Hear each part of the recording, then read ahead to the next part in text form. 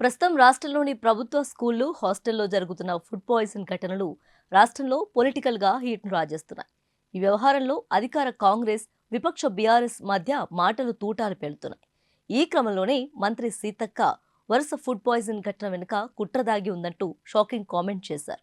ఆ కుట్రలు ఎవరు చేశారనే విషయాన్ని త్వరలోనే బయట పెడతామని, ఒకవేళ కుట్రదారుల వెనుక అధికారులుంటే వారిని ఉద్యోగం నుంచి నిర్దాక్షిణ్యంగా తొలగిస్తామని వార్నింగ్ ఇచ్చారు.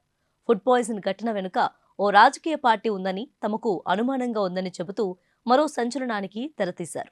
ఈ మధ్యకాలంలో రాష్ట్రంలోని పలు సర్కారు బళ్లలో మధ్యాహ్నం భోజనం తిన్న విద్యార్థులు ఆసుపత్రి పాలవుతున్నారు. పదుల సంఖ్యలో చిన్నారులు అస్వస్థతకు గురవు కావటం, తాజాగా ఓ విద్యార్థిని చనిపోవటం ప్రభుత్వాన్ని అతలాకుతలం చేస్తోంది.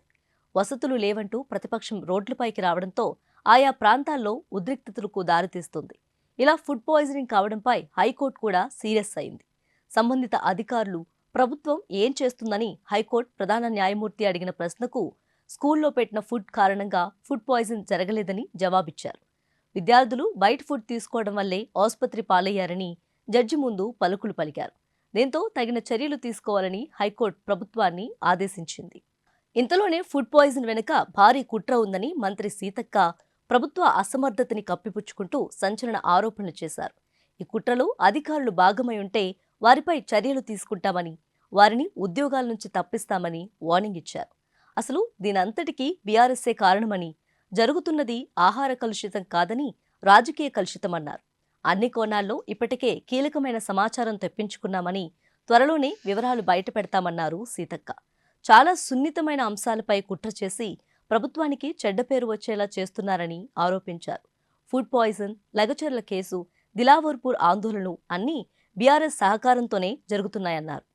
దిలావర్పూర్ ఘటన గురించి మాట్లాడుతూ ఇథనాల్ పరిశ్రమకు అనుమతులు ఇచ్చిందే బీఆర్ఎస్ ప్రభుత్వం అని తెలిపారు సీతక్క. అక్కడి ప్రజలు అభిప్రాయాలను పరిగణలోకి తీసుకోకుండా ఫ్యాక్టరీ ఏర్పాటుకు అనుమతులు మంజూరు చేశారని ఆరోపించారు. ఆనాడు అనుమతులిచ్చి మళ్లీ కేటీఆర్ తమపై నిస్సిగ్గుగా నిందలు వేస్తున్నారని ధ్వజమెత్తారు. ఇందులో మంత్రి తలసాని కుటుంబానికి భాగం ఉందని, కంపెనీ డైరెక్టర్గా తలసాని సాయికిరణ్ ఉన్నాడని ఆరోపించారు. ఈ ఫ్యాక్టరీలో తలసాని వియ్యంకుడు మరో భాగస్వామిగా ఉన్నాడన్నారు. విధ్వంసం సృష్టించి తర్వాత శాంతి భద్రతలకు విఘాతం కలిగిందని కేటీఆర్ టీం పనిగా పెట్టుకుందన్న సీతక్క, కేటీఆర్కు చిత్తశుద్ధి ఉంటే దిలావర్పూర్కు రావాలని సవాల్ విసిరారు.